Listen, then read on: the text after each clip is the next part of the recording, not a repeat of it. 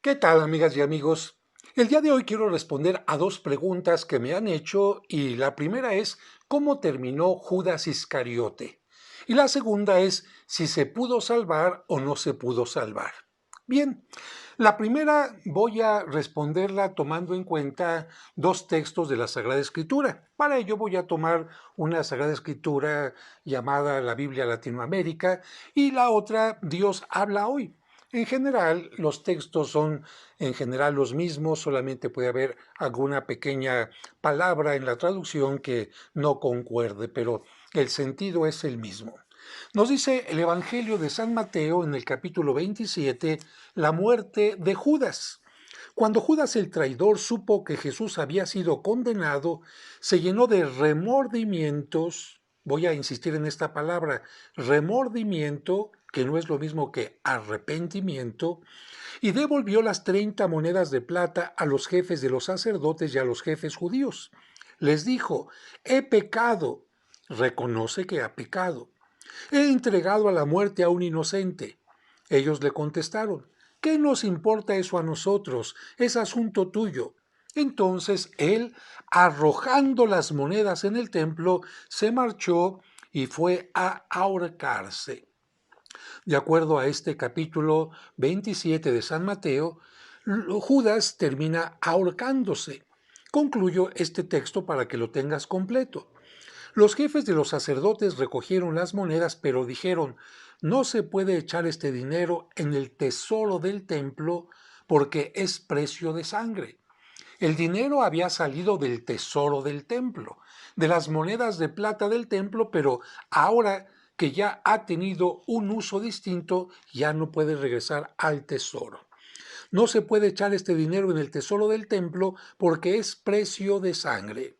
Entonces se pusieron de acuerdo para comprar con aquel dinero el campo del alfarero y lo destinaron para cementerio de extranjeros. Por eso ese lugar es llamado campo de sangre hasta el día de hoy. Así se cumplió lo que había dicho el profeta Jeremías. Tomaron las 30 monedas de plata, que fue el precio en que lo tasaron los hijos de Israel, y las dieron por el campo del alfarero, tal como el Señor lo ordenó. Muy bien, aquí tenemos nosotros un texto entonces del Evangelio de San Mateo. Sin embargo, no es lo único que se nos dice acerca del final de Judas. Para ver otra parte del final de Judas, nos vamos al libro de los Hechos de los Apóstoles, capítulo primero.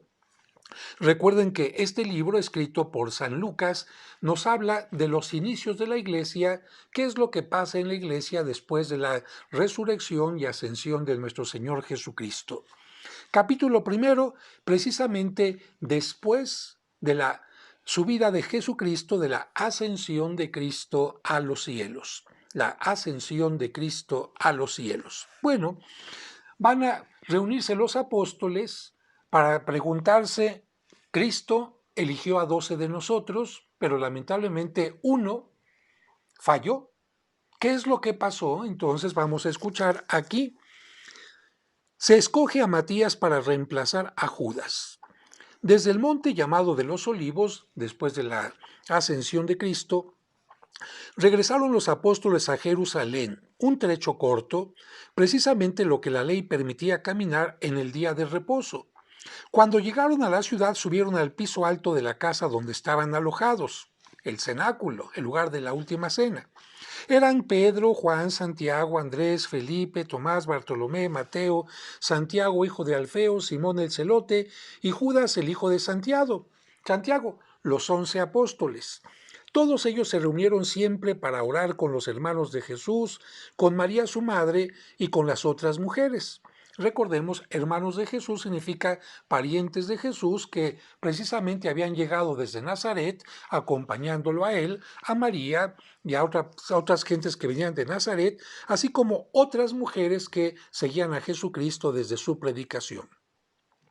Por aquellos días se reunieron los creyentes, que eran unas 120 personas, y Pedro tomó la palabra y les dijo, hermanos, tenía que cumplirse lo que el Espíritu Santo por medio de David ya había dicho en la Escritura acerca de Judas, el que sirvió de guía a los que arrestaron a Jesús.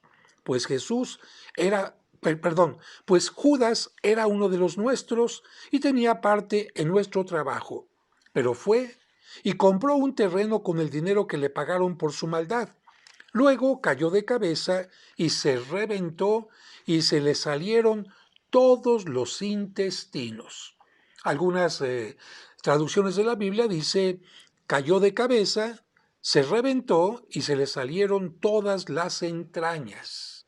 Cuando los que vivían en Jerusalén lo supieron, llamaron a aquel terreno Acéldama, que en su lengua quiere decir campo de sangre, porque en el libro de los Salmos dice que su casa se vuelva un desierto y que nadie viva en ella. Y dice también que otro ocupe su cargo.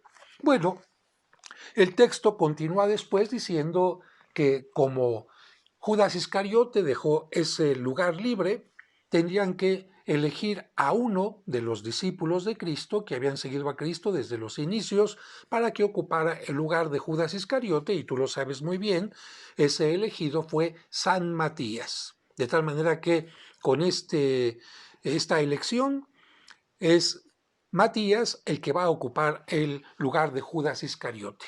Ahora, si pusiste atención, hay una pequeña diferencia entre el libro del Evangelio y el libro de los Hechos de los Apóstoles, porque en uno dice que Judas compró un campo y en el otro dice que los sacerdotes compraron un campo. Entonces, ¿quién compró el campo? Los especialistas dicen que, bueno, los sumos sacerdotes habían prometido esta cantidad a Judas, que Judas va y arregla, hace un trato para comprar ese cargo, pero no está en sus manos el comprarlo todavía porque no tenía las monedas. Es decir, él hace el arreglo para comprar ese campo.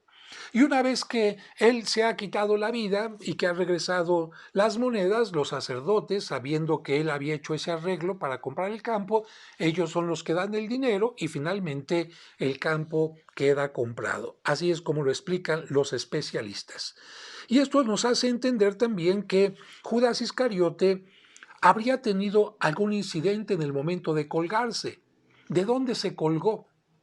Normalmente vemos en las representaciones que se colgó de un árbol, pero también se pudo haber colgado de la viga de una casa, y a lo mejor por su rapidez, por el deseo de quitarse la vida tan rápidamente, precisamente por el remordimiento que tenía, no agarró, no enganchó bien, no amarró bien la soga, y entonces esto hizo que cayera de una gran altura, solamente así se puede entender, que cayera de una gran altura y entonces su cuerpo haya caído fuertemente contra el piso, se haya roto la cabeza y las entrañas hayan salido de él.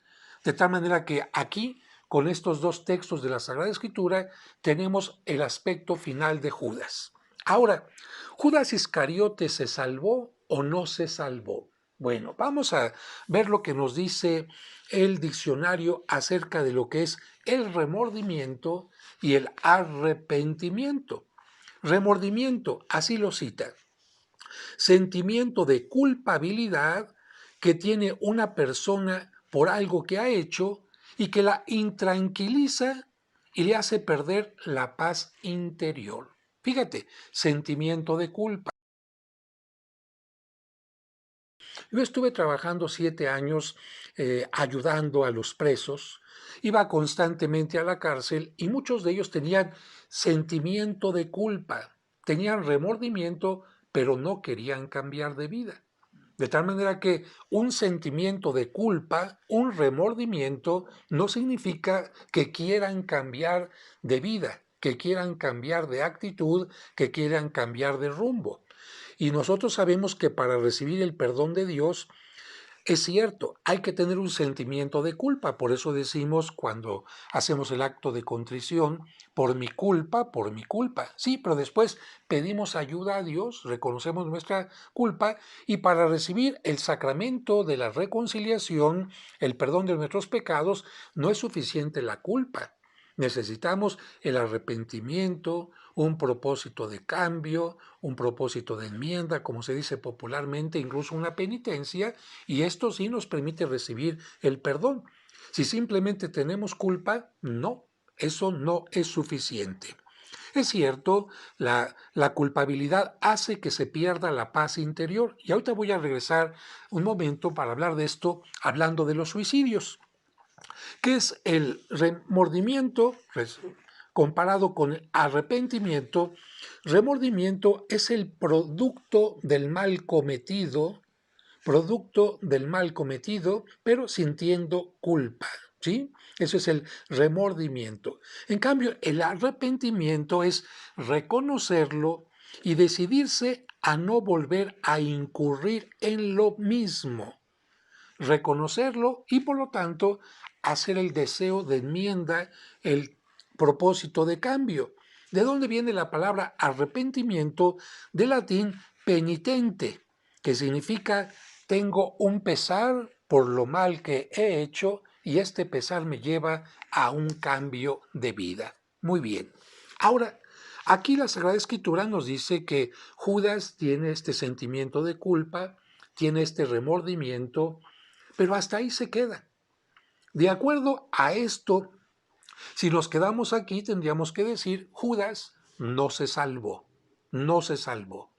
Sin embargo, yo quiero abrir una reflexión, y esto es a nivel totalmente personal, es una reflexión que simplemente quiero compartirte porque he tenido la oportunidad de platicar como ayuda tanatológica con personas que intentaron quitarse la vida y lamentablemente para ellos en un momento determinado, pero afortunadamente para ellos y afortunadamente para su familia y para la sociedad, no lograron quitarse la vida.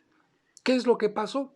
Intentaron colgarse, la cuerda se rompió, intentaron abrirse las venas, pero alguien llegó cuando estaban inconscientes y pudo salvarles, o bien tomaron algunas pastillas que pudieron después hacerles un lavado de estómago y finalmente el fallecimiento no se dio afortunadamente. Platicando con ellos, me decían exactamente algo que me lleva a la reflexión de el remordimiento. Padre, es que me sentía mal por esta infidelidad que ocasioné. Padre, es que me sentía mal por esto, por aquello. Tenía sentimientos de culpa y hicieron que yo mismo me autocastigara, pensara que no iba a recibir el perdón, pensara que... Muy bien. Esto los llevó a una situación mental de miedo, de angustia, de desesperación y lamentablemente llegaron a eso. Pero aquí viene lo interesante. Lo interesante es que ellos me decían, en el último momento, cuando yo ya estaba colgando de la soga o cuando estaba perdiendo el conocimiento porque ya me estaba desangrando, etcétera, ahí vino un arrepentimiento. Yo le dije a Dios, Dios mío, perdóname por lo que estoy haciendo, no quiero ofenderte, perdóname. Y aquí es donde yo simplemente dejo abierta una posibilidad.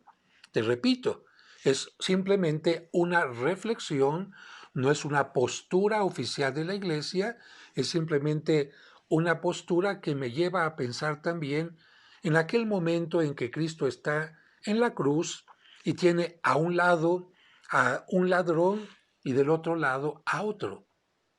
Uno de los ladrones lo ofende y nunca se arrepiente ni pide perdón.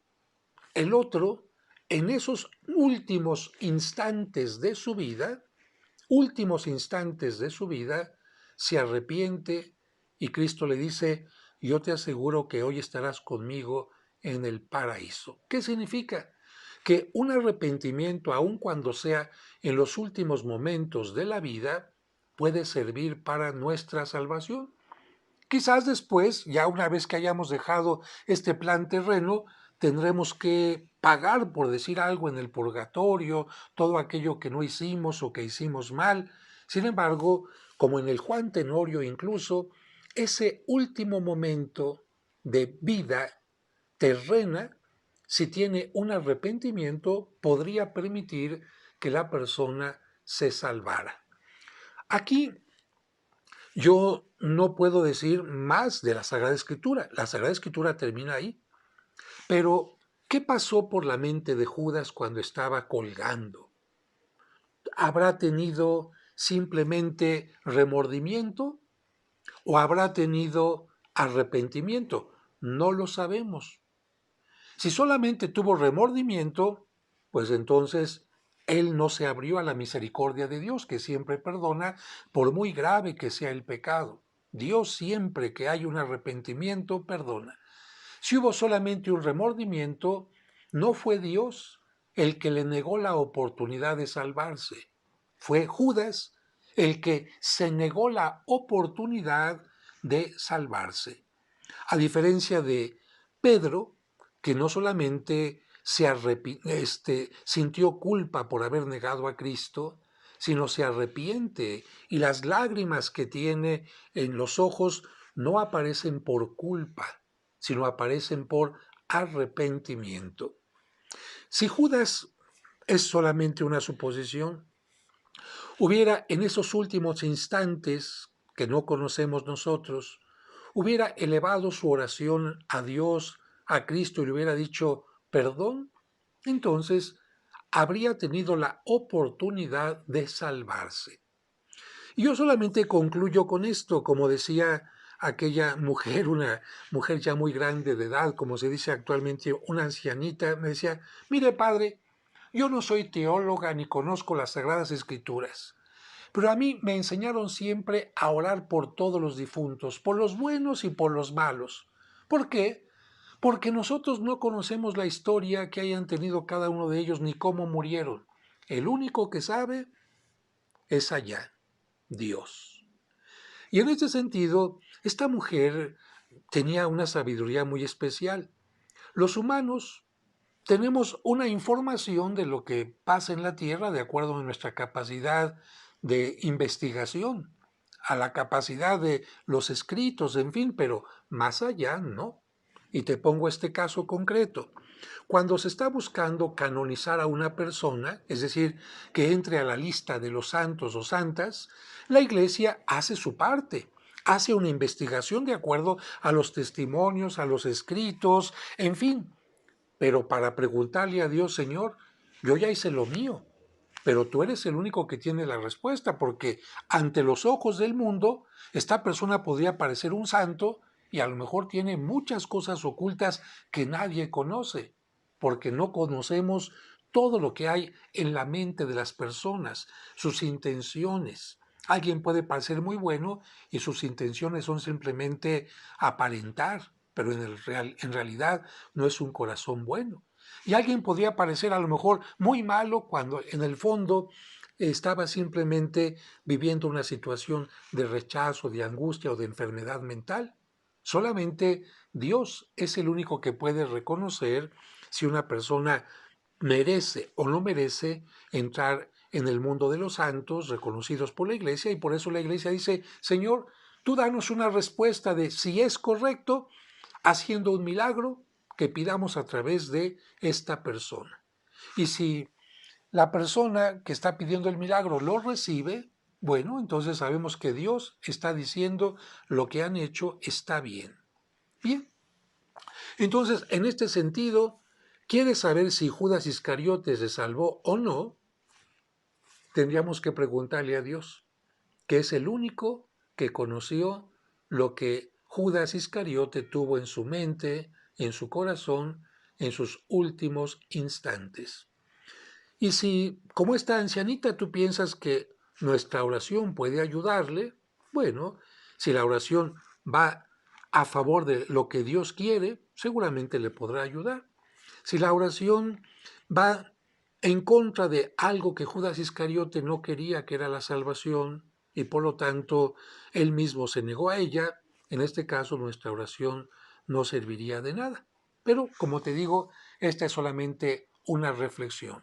Lo importante de este video y con lo que quiero terminar es con lo siguiente.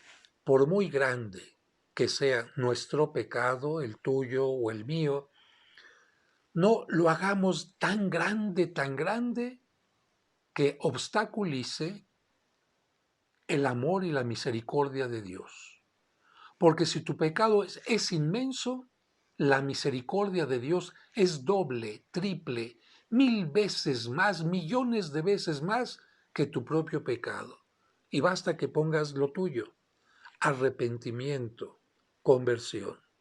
No es suficientemente importante la culpa, puede ser importante, pero lo más importante es decir: Señor, como dice la Sagrada Escritura, pequé, me pesa, perdóname, haré el propósito de enmienda y, si es necesario, tomaré la penitencia debida. Espero que les guste este video, que es controversial, y si les gustó, compártanlo, pónganle like por favor, y compártanlo también con sus amigos. Que Dios les bendiga.